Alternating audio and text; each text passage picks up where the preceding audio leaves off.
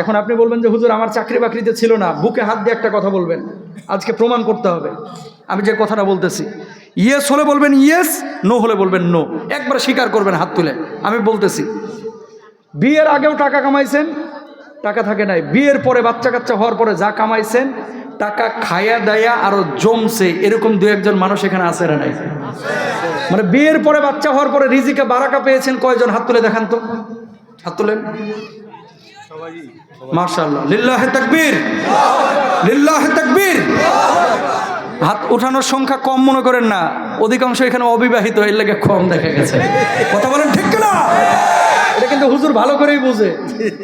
অধিকাংশ অবিবাহিত, এজন্য হাত তুলছে কম, কিন্তু অধিকাংশ মানুষ যারা বিবাহিত, আমি, এই যে আমার রোমান, এই যে ভাই, এই যে হুজুর, প্রত্যেকে বিবেককে জিজ্ঞেস করেন, বিয়ের আগেও টাকা কামাইছেন, ওই কক্সবাজার, থাইল্যান্ড, ব্যাংকক ঘুরে ঘুরে শেষ। আর বিয়ের পরে যা কামাইছেন, খরচ হয়েছে, খরচ করার পরে আবার 2 লাখ 3 লাখ প্রতি বছর জমছে। কারণটা কি? ওই বাচ্চাটা তার রিজিক নিয়ে আইছে, আপনি জানেনও না, ঠিক কেনা? নবীজি এই জন্য বলছে, বাড়ির মধ্যে অনেক সময় থাকে দেখবেন লুলা, একটা ভাই থাকে 5 ভাইয়ের মধ্যে 4টা থাকে খুব শক্তিশালী, আর একটার চাকরি হয় না, কাজ পারে না, বিদেশ গিয়ে থাকতে পারে না, দোকানদারি করতে পারে না, মানে হাবার মতো খালি গোবরে কথা কন না কেন? কিছু আছে না এরকম হাবা গোবা?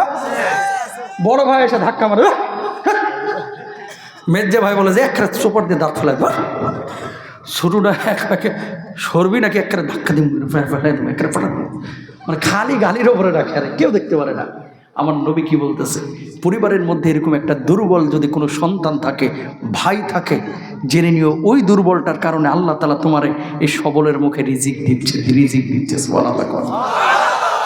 মারাত্মক কথা কিন্তু ভাই।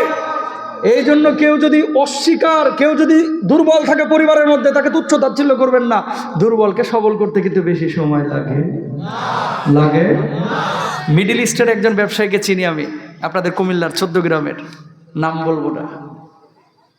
ভাই, প্রত্যেকটা ভাই তারা নেগলেক্ট করতো, কেউ দেখতে পারতো না।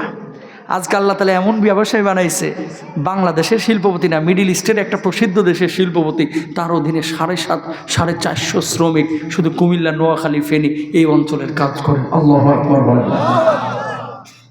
যে ভাইগুলো তাকে তুচ্ছ তাচ্ছিল্য করতো। এই জন্য পরিবারে দুর্বল যদি কেউ থাকে, অনেক সময় দেখবেন যে একটা বোন থাকে, আর কেউ বিয়ে করতে যাচ্ছে না, খাটো, মোটা, চোখ দেখতে ভালো না, টেয়ারা, এরকম আছে না?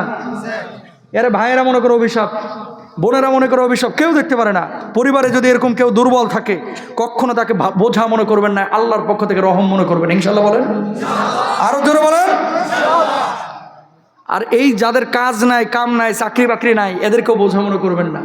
আপনি সব সময় দুর্বলদের প্রতি বিশেষ নজর রাখেন, আল্লাহ তাআলা আপনার উপরে বিশেষ রহমের নজর দেবেন। সুবহানাল্লাহ। আর যারা বলে একটা সন্তানের বেশি না, 2টা হলে ভালো হয়, এই সমস্ত কথা বিশ্বাস করবেন না।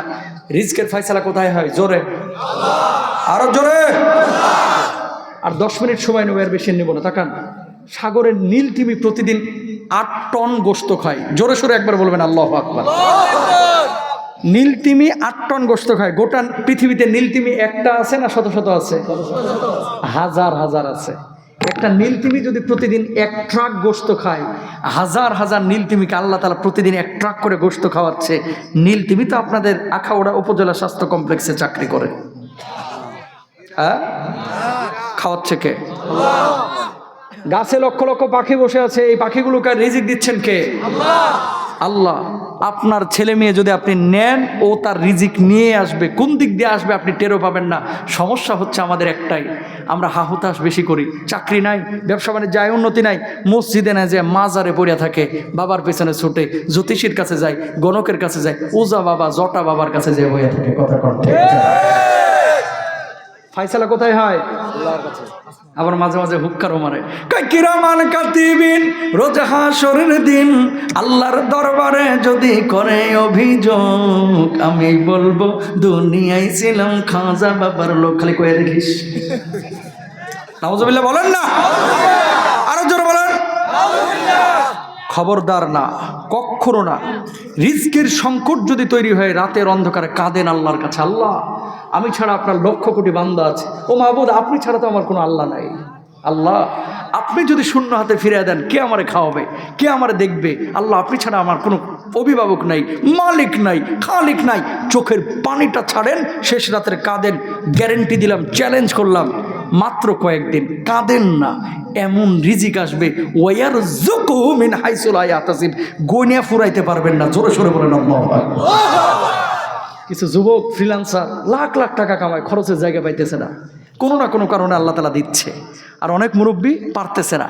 পৃথিবীর বুকে বিপদে পড়লে, দুঃখ দুর্দশার মধ্যে পড়ে গেলে হতাশ হবেন না। কয়েকটা বিষয় আপনাদেরকে বলে দিই। 1 নাম্বার, যখনই বিপদে পড়ে যাবেন সাদাকাটা বেশি করবেন, ইনশাআল্লাহ বলেন।